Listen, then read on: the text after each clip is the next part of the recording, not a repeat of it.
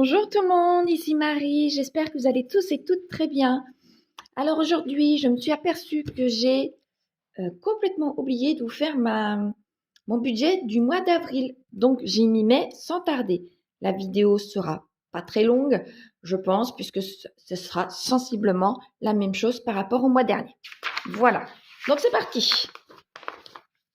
Donc là, ça fait un petit peu de cochonnerie puisque c'était une plus vieille feuille que j'ai pris par rapport au mois dernier, mais je ne vais pas perdre la photocopie. Donc, je vais vous zoomer. Zut, c'est l'inverse. Voilà, je vais vous zoomer pour que vous puissiez bien voir. Donc, on est parti pour le mois d'avril. Voilà, ah oui. Dans mes revenus, j'ai toujours mon salaire, les allocations, toute petite partie maintenant, et la RIPA. Voilà. Concernant mes dettes, j'ai toujours mon loyer et je mets dans mes dettes, je vais peut-être vous zoomer un peu plus quand même. Voilà, voilà. Je mets dans mes dettes, qui n'est pas réellement, mais je préfère mettre dedans, c'est l'argent que je mets sur le compte des enfants, c'est-à-dire tout ce qui va pour les enfants au niveau des frais. Comme ça, j'ai l'esprit encore plus tranquille entre ce qui est pour les enfants et ce qui est pour moi. Donc, Veolia, pour l'instant, tant que j'ai pas reçu ma première facture cet été, elle est de 0 pour qu'ils puissent me faire un échéancier. Donc, je laisse Veolia pour bien y penser que j'ai de l'argent qui va sortir après pour le deuxième semestre. Quant à l'EDF, c'est 80 €. Si vous vous souvenez, j'ai demandé à avoir 80 € puisqu'il partait de base sur un échéancier à plus de 200 €, 240 si j'ai bonne mémoire, et j'avais dit non, je voulais baisser au moins de moitié. Et je me suis aperçue sur février et sur mars que même 80 €, c'est de trop. Donc, je suis au chauffage au gaz, donc je vais laisser 80 puisque remis sur l'année, je pense que 80 mensuels sera très bien entre l'électricité et le gaz concernant l'EDF. Donc Orange, je suis à 52 €. Les frais bancaires sont de 10 €. Ils ont augmenté cette année. Ils sont à 10 € et quelques centimes. Donc je laisse sur les 10 € étant donné que les autres années, c'était 9 € et quelques centimes et je mettais 10 €. J'arrondis toujours. Mes abonnements divers sont à 16 €. Les assurances sont à 60. Et la provision sur charge, là par contre, ça va peut-être être faire de trop. Je vais vous dézoomer un peu. Voilà.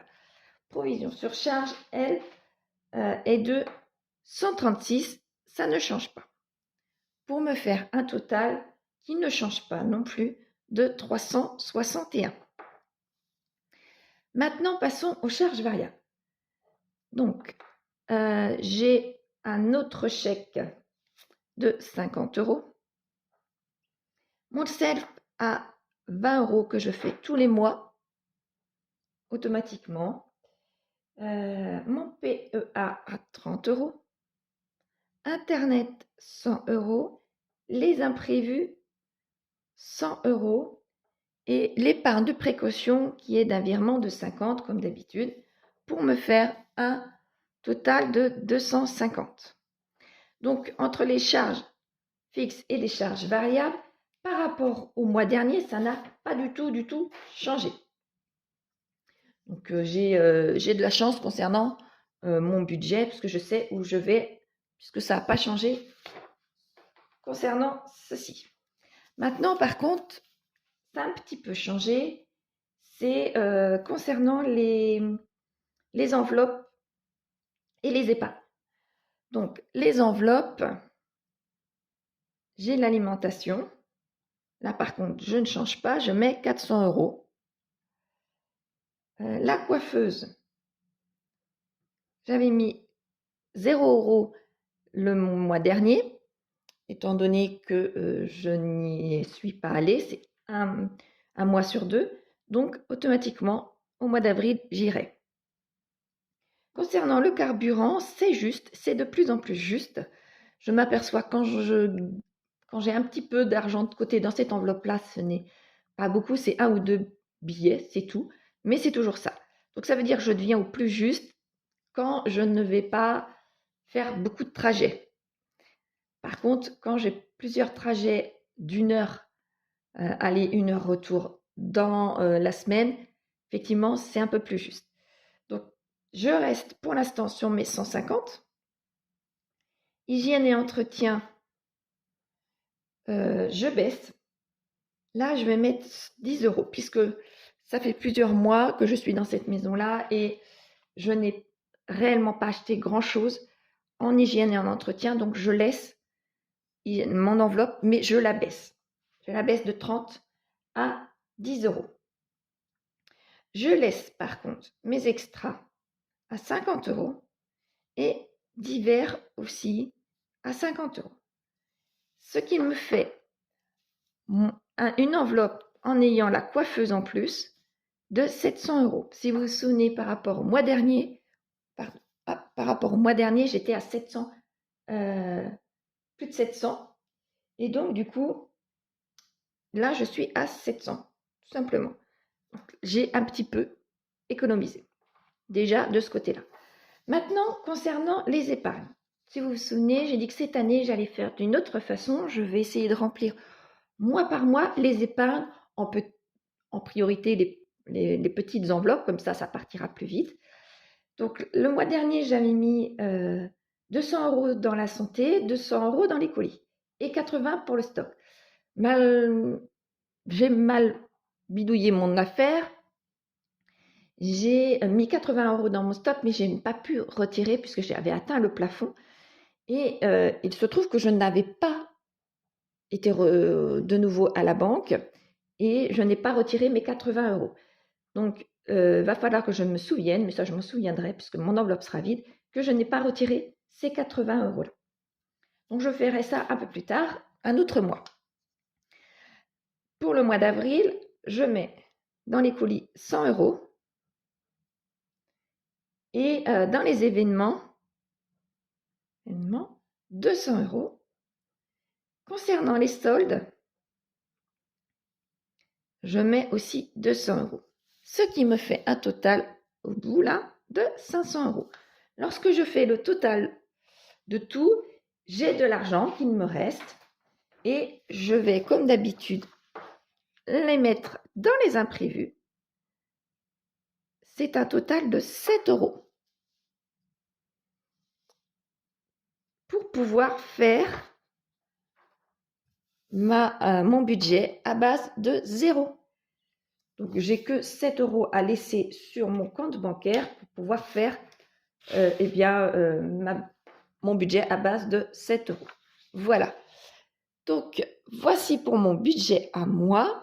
Il n'est pas très différent puisque je pense que je vais essayer de nouveau de ne pas trop dépenser. Là, j'ai mis 400 euros pour l'alimentation, comme le mois dernier et comme les autres mois. Je vais essayer de faire, comme je fais là depuis le début de l'année, une sorte d'hybride de mois blanc concernant l'alimentation, c'est-à-dire que je vais prendre au maximum de ce que je peux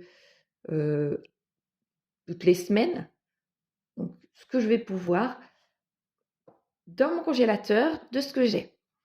Sachant que j'ai du monde à venir manger au mois d'avril, j'en ai d'autres certainement au mois de mai, je vais en avoir au mois de juin. Donc, je vais voir. Et les saisons des barbecues vont arriver, des salades. Donc, je verrai si je peux rester dans mon enveloppe des 400 euros. Si, pour X raison, il faut que j'aille dans mon enveloppe des divers, ça veut dire que effectivement, je suis trop juste. Donc, je verrai si c'est possible ou pas. Ce budget-là, en général, moi, me sert à peu près bien lorsque j'ai personne à venir à la maison manger, ce qui est relativement fréquent. Depuis mon divorce, je ne vois pas beaucoup de monde. Donc, du coup, mon budget se place à peu près. C'est à peu près bien. Mais là, je commence à revivre, on va dire ça comme ça. Et donc, du coup, je sais qu'il va y avoir des invitations de données et de reçus. Et le budget alimentation, dans ces cas-là, eh bien, il en pâtit, mais il s'en ressent. Donc, je verrai si je vais bien avec, par exemple, 2 invitations dans le mois, ou alors une invitation reçue, une invitation donnée, et je verrai ce que ça fait, si les 400 € me suffisent ou pas.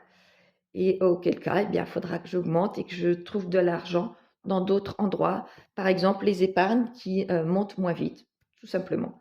Ça peut tout simplement être ça. Et je verrai ce que ça peut faire. Voilà.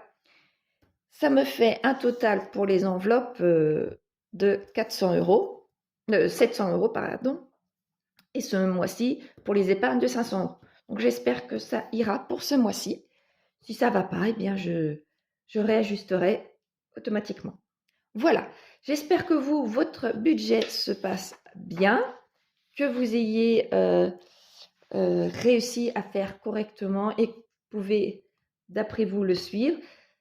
Je trouve, moi, que c'est un peu plus compliqué quand vient effectivement les beaux jours, que nous avons envie, par exemple, avec les enfants, d'aller au bord de l'eau, boire un petit coup, faire un pique-nique, ça va encore, mais lorsqu'il s'agit d'aller boire un petit coup à un bar, à une guinguette, ce genre de choses-là, eh bien, ça monte déjà très très vite parce qu'il faut un verre, voire 2 verres chacun.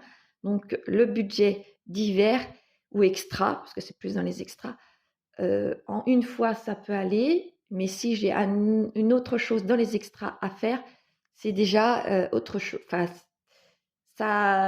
cette enveloppe-là descend plus vite. Et l'alimentation, comme je vous disais, c'est pareil. Automatiquement, l'alimentation baisse, enfin pas baisse, mais si baisse, je prends plus d'argent, voilà. Je veux dire, dans ce budget-là, lorsqu'il s'agit eh bien, de faire ce genre de repas-là, lorsque nous allons un petit peu à droite à gauche, eh bien, même comme je vous disais tout à l'heure, aller au pique-nique, s'arrêter, boire un petit coup, eh bien, on peut très bien prendre les vélos, sachant que les enfants n'aiment pas les vélos chez moi. Pas tous, il y en a certains, oui, et certains n'ont pas de vélo d'ailleurs. Donc, c'est à voir. Donc, je suis obligée de prendre la voiture si on va un peu plus loin, s'il y a une demi-heure de route, parce que je vis dans une région où la voiture est obligatoire. Ma ville, pareil, je n'ai pas de transport en commun, donc la voiture est obligatoire, ou moi, le vélo. Donc, automatiquement, le budget carburant, eh bien, se ressent également. Mais c'est pas si fréquent que ça, donc ça ne plombe pas mon budget. Voilà. Quoi qu'il en soit, j'essaye de faire le maximum de choses gratuites, mais je ne peux pas toujours non plus. Donc, j'espère que votre budget est fait et que tout est bien ficelé vous concernant, que vous êtes comme moi, que vous avez pensé avoir tout pensé, par exemple, et que tout se passera bien pour le mois d'avril pour vous. Voilà, je vous dis à une prochaine vidéo et eh bien, bon courage pour votre constitution de votre budget. Au revoir tout le monde, à la prochaine, portez-vous bien.